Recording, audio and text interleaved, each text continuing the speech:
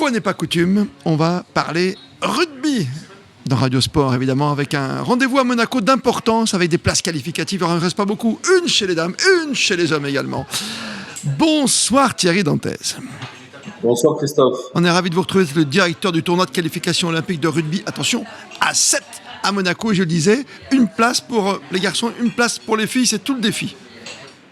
C'est ça exactement, avec un gros enjeu, une place pour 12 équipes chez les filles, 12 équipes chez les garçons, des grosses nations qui vont se présenter, notamment chez les garçons, avec l'Afrique du Sud, qui à la surprise générale est toujours pas qualifiée. Incroyable. La Grande-Bretagne et vraiment la Grande-Bretagne, l'Espagne, qui ont fait de sacrées performances sur les derniers tournois, et le Canada qui se prépare depuis hier soir, qui est arrivé à Roquebillière pour 15 jours pour se donner toutes ses chances pour participer à ce tournoi et essayer d'emporter. Et Monaco déjà qualifié ?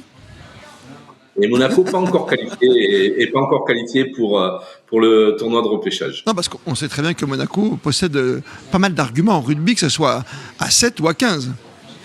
Oui, tout à fait, avec une équipe à 15 qui a fait un parcours exceptionnel cette année, qui a perdu à la dernière minute avec un ballon qui tape le poteau et donc qui sonne le glas de la montée en Fédéral 1, mais également avec l'équipe nationale de la fédération qui est montée en deuxième division européenne, ce qui est un exploit puisqu'ils vont affronter la saison prochaine, le mois prochain même, la Roumanie notamment et des grosses nations du rugby. Alors on l'oublie un peu, mais quand même Monaco était champion de France également de rugby à 7, on l'oublie pas complètement, il y a 2 ans. Hein. Tout à fait. Et ils ont, je pense, ils sont en train de préparer une belle équipe à nouveau pour défendre toutes leurs chances et on leur souhaite le meilleur, bien sûr. Oui, avec toute l'équipe de Fabien Camin, bien sûr. On pense à Thomas Riquet pour le poteau de Nantua, bien sûr. Pas de qualification pour Monaco pour l'instant, et surtout, pas de qualification obligatoire pour la France, puisqu'elle est déjà qualifiée avec Antoine Dupont, notamment, son fer de lance. Ouais, c'est ça. Cette année, ils ont la chance d'accueillir les Jeux et donc ils vont être qualifiés directement, ce qui n'avait pas été le cas en 2021. Puisqu'en 2021, ils étaient à Monaco, ils étaient là pour défendre leur chance et on se rappelle que les filles avaient gagné leur place pour participer avec une médaille d'argent au bout et les garçons, eux, s'étaient inclinés en finale contre l'Irlande.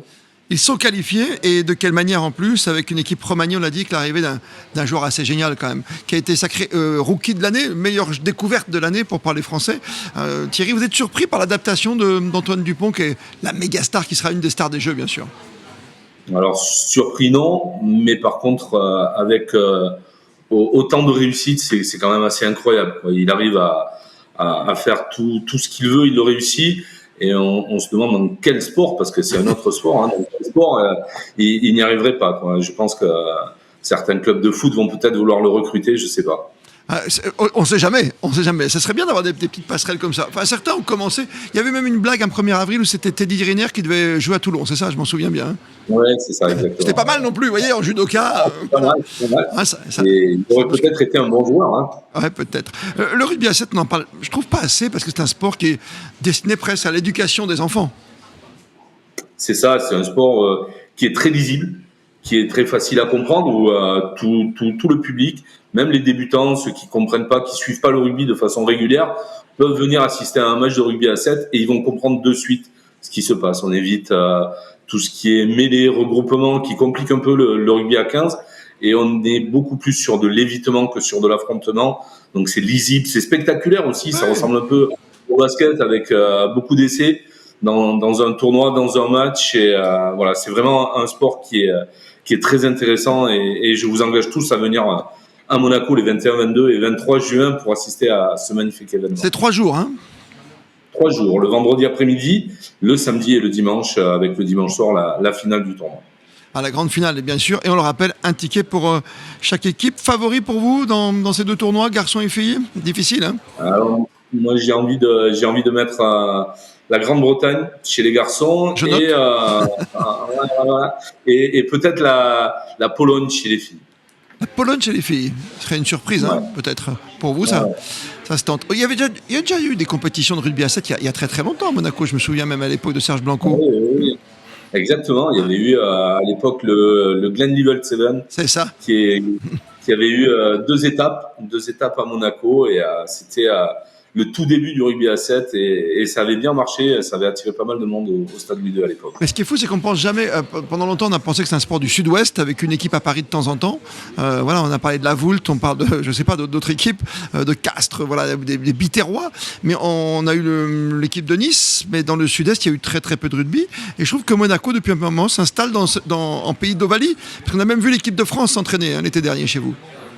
Ouais, tout à fait. Monaco est complètement reconnu maintenant dans le monde de l'Ovalie. Et puis l'équipe de France, effectivement, est venue cet été préparer sa Coupe du Monde en recherchant de la chaleur, de l'humidité. Et je pense qu'au mois de juillet, ils ont trouvé ce qu'ils cherchaient. Ah, ils l'ont trouvé avec Fabien Galtier. Bon, c'est pas passé non plus. On rappelle que l'Afrique du Sud était mieux, je sais pas, mais mieux structurée peut-être dans la façon de gérer les changements.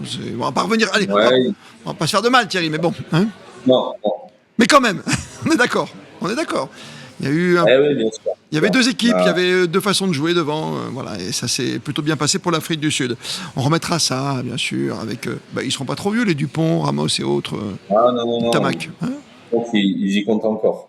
Est-ce que pour le rugby à 7, finalement, on en parle dans beaucoup de sports, il faut quelqu'un qui accompagne, qui aille de l'avant, il faut une star.